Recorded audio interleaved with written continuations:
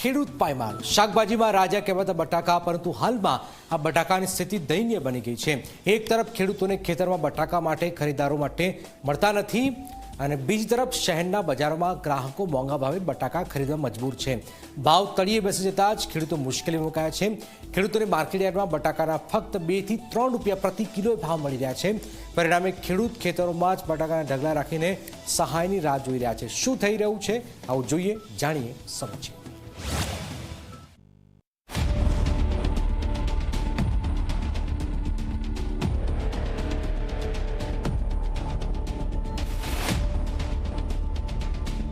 બનાસકાંઠા જિલ્લો ગુજરાતમાં બટાકાના ઉત્પાદન માટે જાણીતા જિલ્લાઓમાંનો એક છે।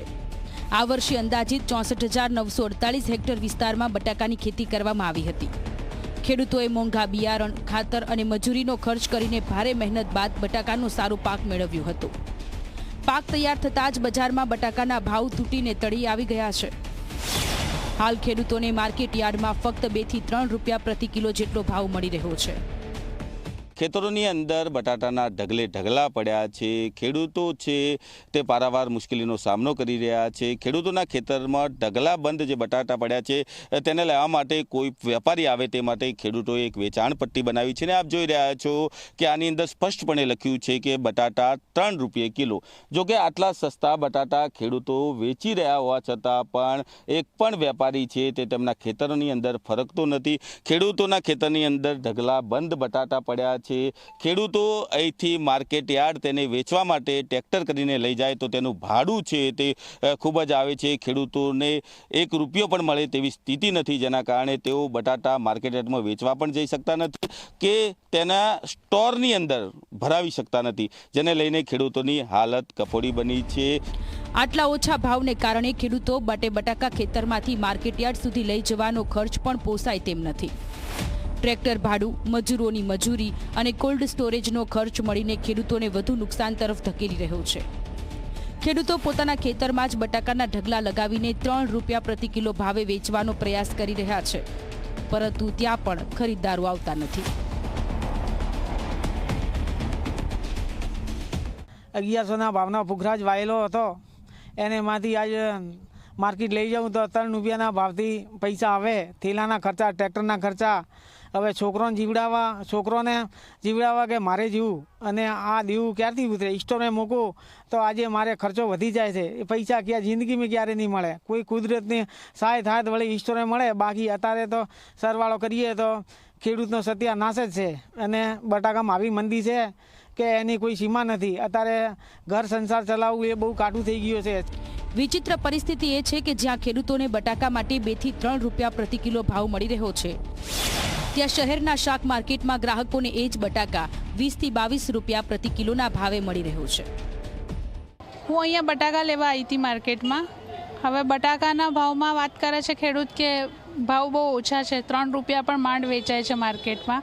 અને અહીંયા જો અમે આવ્યા તો શોપકીપર તો અમને એ 20 રૂપિયા કિલો આપે છે। તો પછી આટલો બધો ભાવ કેમ બટાકાનો, જો બટાકા આટલા સસ્તા હોય તો?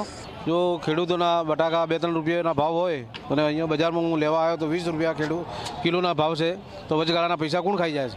તો ખેડૂતોને તો કોઈ ફાયદો થતો નથી। તો ગ્રાહકોને ફાયદો કરવો જોઈએ ને।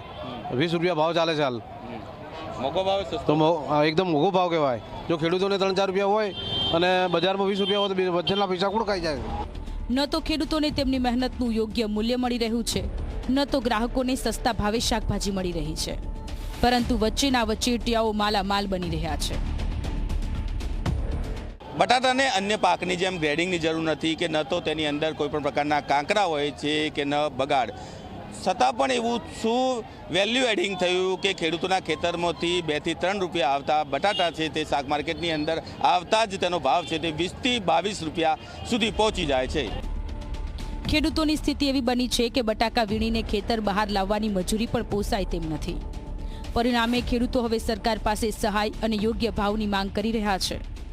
અમે તો સરકાર પાસે માગણી કરીએ કે કાંઈ સહાય પેકેજ જાહેર કરે તો ખેડૂત પગભર થઈ શકે ને ખેડૂતનું ભરણપોષણ ચલાવી શકે. અત્યારે અમારે ભરણપોષણ કઈ રીતે કરવું, બાળ બચ્ચાને કઈ રીતે ભણાવવા, અમારા ખર્ચા કઈ રીતે પૂરા પાડવા, એટલે અત્યારે તો ખેડૂતો મરણ પથારીએ છે અને છેલ્લે આત્મહત્યા કરે એવી પરિસ્થિતિનું ઉત્પન્ન થઈ છે.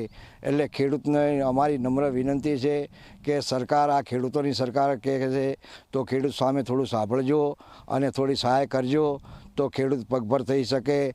તો આવનારા સમયની અંદર પણ ખેડૂત સરકાર સામે થોડું ભાળશે અને સરકારને લાવશે એવું મારી આ કહેવું છે. જો સમયસર સરકાર દ્વારા પગલાં લેવામાં નહીં આવે તો બટાકાના ઢગલા વચ્ચે ઉભેલા આ ખેડૂતો માટે આ સિઝન ભારે આર્થિક સંકટ બની શકે છે. અલ્કેશ રાવ, ઝી મીડિયા, બનાસકાંઠા.